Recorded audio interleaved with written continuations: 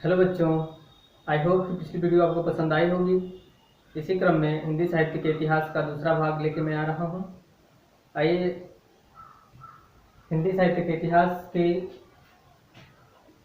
कालखंडों का विभाजन के क्रम में रीति काल और आधुनिक काल का अध्ययन करते हैं। हिंदी साहित्य के इतिहास को चार कालखंड में विभाजित किया गया: आदि काल, भक्ति काल, रीति काल और आधुनिक काल। आदि काल और भक्ति काल को एक बार पुनरावृत्ति कर लेते हैं।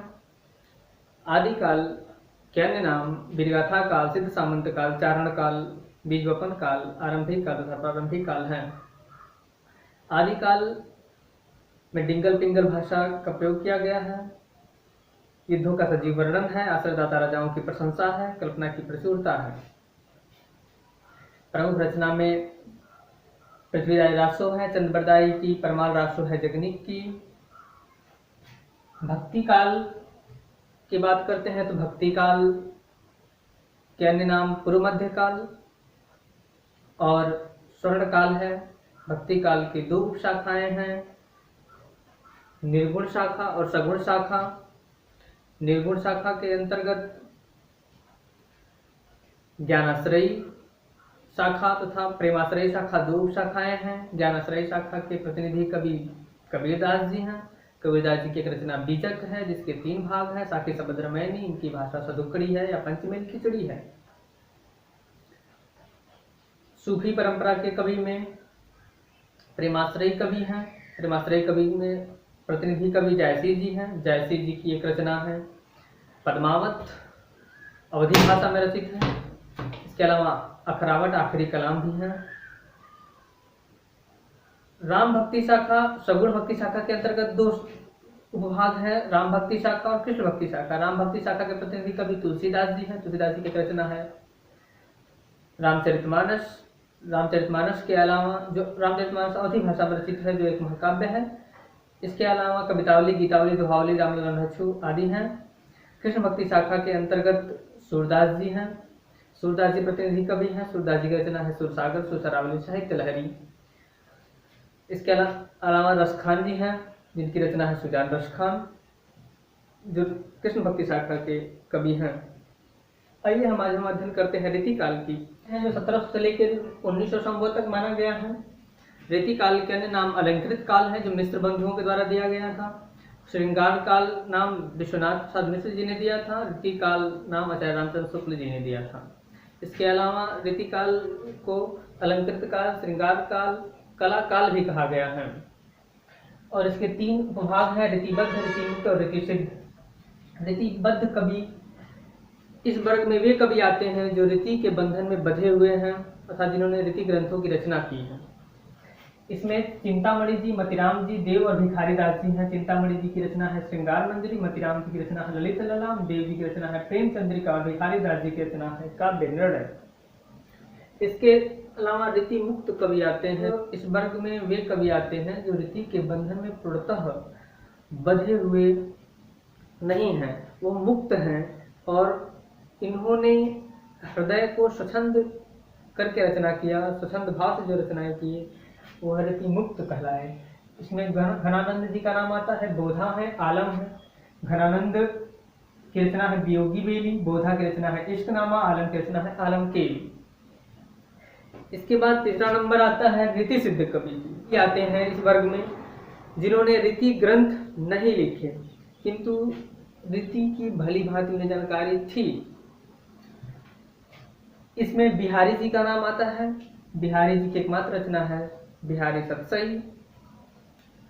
अगर हम विशेषता की बात करते हैं रीति काल की, तो रीति ग्रंथों का निर्माण करना, श्रृंगार रस की प्रमुखता, कला पक्ष की प्रधानता, ब्रजभाषा का प्रतिस्थापना, ये इस काल की प्रवृत्तियां नहीं हैं, विशेषताएं रही हैं। इसके बाद आधुनिक काल जो 1900 से अब तक माना गया है, जिसे गद्य काल या वर्तमान काल भी कहा गया है, इसको 5 उपभागों में विभाजित किया गया है। भारतेंदु युग, जिसे पुनर्जागरण काल कहते हैं, जो भारतेंदु हरिश्चंद्र जी के नाम से पड़ा है, 1857 से 1900 ईस्वी तक है। द्विवेदी युग, जागरण सुधार काल भी कहा गया है, जो महावीर प्रसाद द्विवेदी के नाम से पड़ा है, 1900 से लेकर 1918 ईस्वी तक है। छायावादी युग पंत प्रसाद निराला वर्मा 4 स्तंभ माने गए हैं जो 1918 ईस्वी से 1938 ईस्वी तक हैं। प्रगतिवादी के कवि नागार्जुन, केदारनाथ अग्रवाल आदि हैं जो 1938 ईस्वी से 1953 ईस्वी तक माना गया है। युग नई कविता का युग है। अज्ञेय, मुक्तिबोध आदि हैं 1953 ईस्वी से लेकर अब तक माना गया है। अज्ञेय जी का पूरा नाम सच्चिदानंद हीरानंद वासयान अज्ञेय है। मुक्तिबोध जी का पूरा नाम गजानन माधव मुक्तिबोध है। आइए इनकी रचनाओं का भी अध्ययन हम करते हैं। भारतेंदु के जन्मदाता भारतेंदु हरिश्चंद्र जी हैं, जिनकी रचना प्रेम मालिका, प्रेम सरोवर, प्रेम माधुरी, प्रेम फुलवारी इत्यादि हैं। मौलिक नाटक भी इनकी कुछ रही हैं। वैदिक हिंसा, हिंसा न भवति, विशेष औषधम, भारत दुर्दशा, नील देवी, अंधेर नगरी इत्यादि। इसके अलावा इनकी निबंध भी है, कुछ अपबीती, कुछ जगबीती फेमस है। सूर्योदय। इस युग में प्रताप नारायण मिश्र भी आते हैं। प्रेम पुष्पावली जिनकी रचना है। जगमोहन सिंह आते हैं जिनकी रचना मेघदूत है, ऋतुराज है। विशेषता की बात करते हैं भारतेंदु युग की तो राष्ट्रीयता की भावना, समाज की दुर्दशा का चित्रण, श्रृंगारिकता का वर्णन, भक्ति भावना, प्रकृति चित्रण, ब्रजभाषा का प्रयोग। द्विवेदी युग के जनक रहे हैं महावीर प्रसाद द्विवेदी जी। युग में अयोध्या सिंह उपाध्याय जी का भी नाम आता है, हरिऔध जी का, जिनकी रचना है प्रिय प्रवास, चुपते चौपदे या चोखे चौपदे।